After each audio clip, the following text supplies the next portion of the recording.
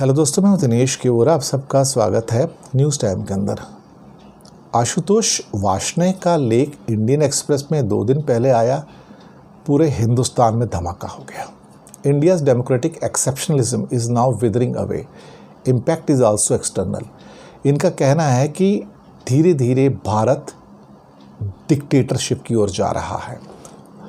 उनका कहना है कि डेमोक्रेटिक ब्रेकडाउन जो था अभी वो जनरल्स के द्वारा नहीं होता है, जो कू होते हैं या सरकारें बदली जाती हैं और सोल्जर्स या जनरल्स के द्वारा नहीं बदली जाती हैं, इलेक्टेड गवर्नमेंट के द्वारा बदली जाती हैं। और एक थीम जो आई है उसका नाम है हाउ डेमोक्रेसीज डाई, लोकतंत्र की डेथ कैसे होती है। इसको लिखा है स्टीवन लेविट्स्की और डैनियल ज़िबलैट ने।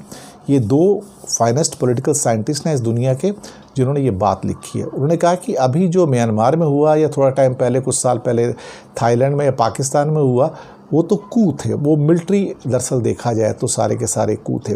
लेकिन बाकी कुछ कंट्रीज़ में, जैसे यूनाइटेड स्टेट्स में ट्रंप साहब थे, ब्राज़ील में है, टर्की में है, इंडिया में जो हो रहा है, ये इसे नाम दिया गया डेमोक्रेटिक बैकस्लाइडिंग, यानी कि हम डेमोक्रेसी से खिसक के पीछे जा रहे हैं। ये इरोजन हो रहा है और ये किसके द्वारा किया जा रहा है? जो इलेक्टेड पॉलिटिशियंस हैं, जो प्राइम मिनिस्टर्स हैं, जो चीफ मिनिस्टर्स हैं, जो मिनिस्टर्स हैं, ये वो कर रहे हैं।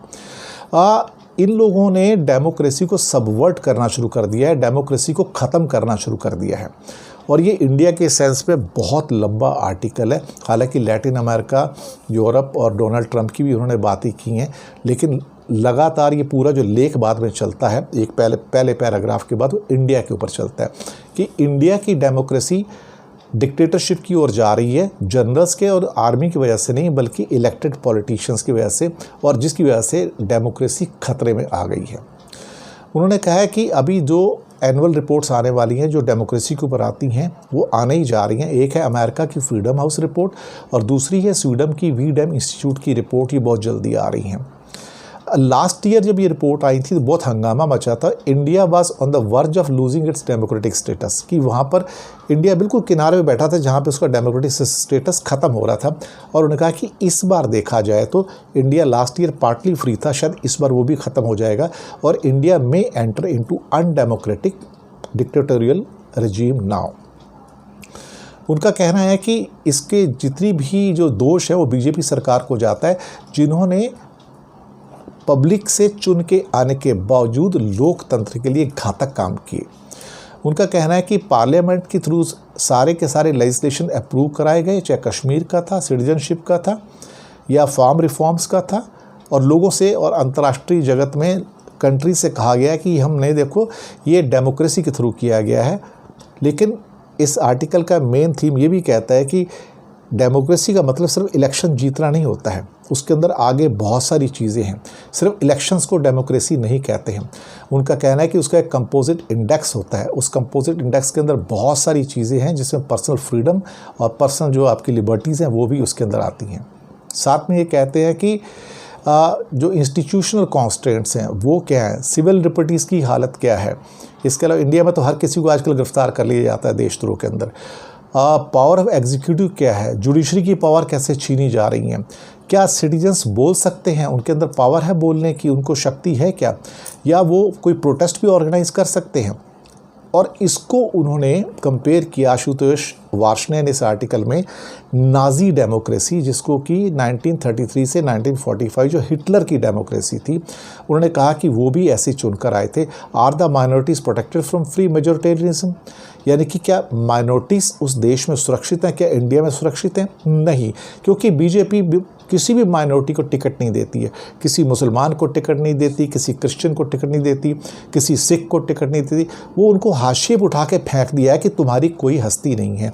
ये यानी कि डेमोक्रेसी सिर्फ इलेक्शन का मतलब नहीं होता।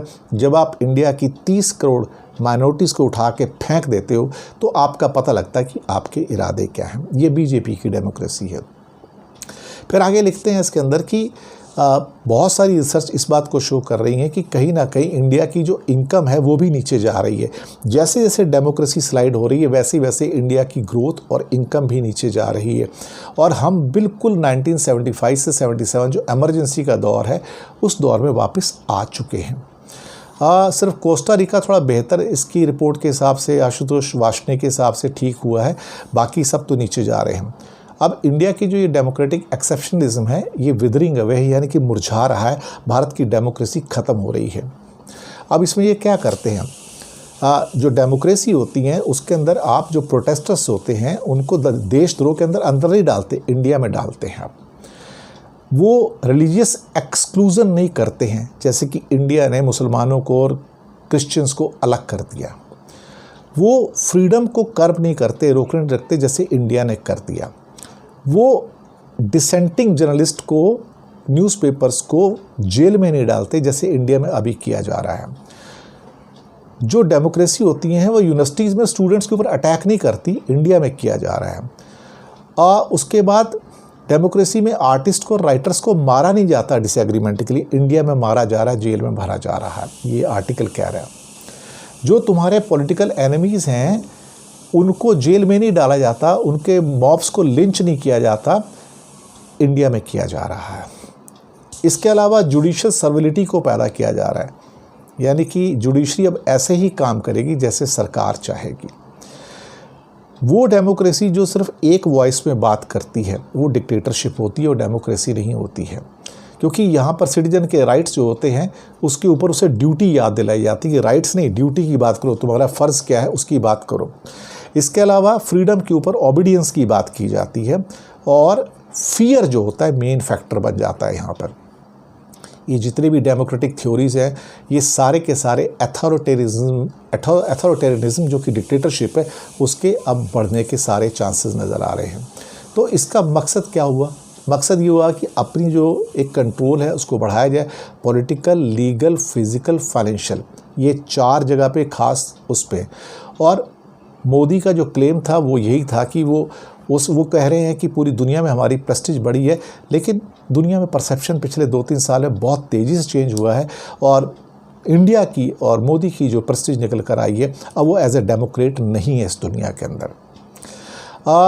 दरअसल इंडिया की जो स्टैंडिंग होती है वो उसके जीडीपी की में भी होती है, जो प्रोग्रेस है, पर कैपिटा इनकम है, और वहाँ इंडिया इस टाइम चाइना से भी बहुत पीछे चला गया है और कहीं भी उसके बराबर आने के उसके चांसेस नहीं बचे हैं। एक तरह से देखा जाए तो इंडिया ने चाइना के सामने सरेंडर कर दिया है वो। तो स्ट्रैटेजिक टर्म में उन्होंने कहा कि इंडिया की थोड़ी बहुत सिग्निफिकेंस तो दुनिया में रहेगी, आशुतोष वार्ष्णेय लिखते हैं, लेकिन चाइना के सामने इंडिया कुछ नहीं है, क्योंकि वो ऑलमोस्ट 1/5 उसकी इकॉनमी है और इंडिया के पास टेक्नोलॉजी नाम की कोई चीज़ नहीं है। ऊपर से चाइना के अंदर जैसे कि ह्यूमन राइट्स नहीं है, अब इंडिया के अंदर भी ह्यूमन राइट्स ख़त्म कर दिए गए हैं, एक तरह से आधे से ज़्यादा ख़त्म हो चुके हैं। अब यहाँ पर इनका कहना यह है कि however the Indian government's alarming departure from the democratic norms under Prime Minister Modi could blur the value-based distinction between Beijing and New Delhi। कि आज हालात ये हो गया है कि प्राइम मिनिस्टर मोदी के अंतर्गत अब ये फ़र्क करना मुश्किल हो गया कि चीन और भारत में क्या फ़र्क रह गया है। मेरे ख्याल से ये बहुत ही स्टिंगिंग रिमार्क है, देखा जाए तो बहुत ही कड़ा रिमार्क है, जहाँ इंडिया को अब चाइना की पुलिस स्टेट जो है डिक्टेटोरियल उसके साथ अब कंपेयर किया जा रहा है। अब यहाँ पर एक और चीज़ कही है कि बीजेपी अपने आप को दरअसल क्या है कि प्लूरलिज्म के अंदर विश्वास नहीं करती है, एक ही धर्म में विश्वास करती है, वो है हिंदू धर्म। बात ख़त्म हो गई, बाकी धर्मों की, जातियों की कोई इज़्ज़त यहाँ उनके लिए नहीं है। और शायद इंडिया अब और नीचे जाएगा। कश्मीर, 2 क्रिटिकल डिफरेंसेस बताए हैं। Beyond Kashmir, there has been no mass arrest of politicians and many more state governments are run by political parties that do not rule in Delhi। यानी कि कश्मीर के बाहर इतने अरेस्ट नहीं थे, लेकिन अब भरपूर मात्रा में हैं। और साथ में लास्ट लाइन इस आर्टिकल की है, India's democracy will be well and truly dead. India's democracy will be well and truly dead. ये इंडियन एक्सप्रेस के अंदर ये आर्टिकल आशुतोष वार्ष्णेय के द्वारा दिया हुआ हार्ड हिटिंग है, सेंट्रल आर्टिकल है, हार्ड हिटिंग है, इतना हार्ड हिटिंग कि मैंने शायद अपनी लाइफ में ऐसे हार्ड हिटिंग आर्टिकल्स कम देखे हैं। लेकिन इतना लिखने की हिम्मत इंडियन एक्सप्रेस ही कर सकता है, और उसके ऊपर भारत सरकार की चुप्पी। अब थोड़े दिनों में फ्रीडम हाउस की रिपोर्ट और जो स्वीडन की ऑर्गेनाइजेशन है उसकी रिपोर्ट आ जाएगी, जहाँ पे इंडिया पिछली बार डिक्टेटरशिप में स्लाइड करने से बच गया था, शायद इस बार ना बच पाए। इम्पॉर्टेंट आर्टिकल है, आप अपनी फीडबैक दीजिएगा, आपको कैसा लगा। शुक्रिया आपका।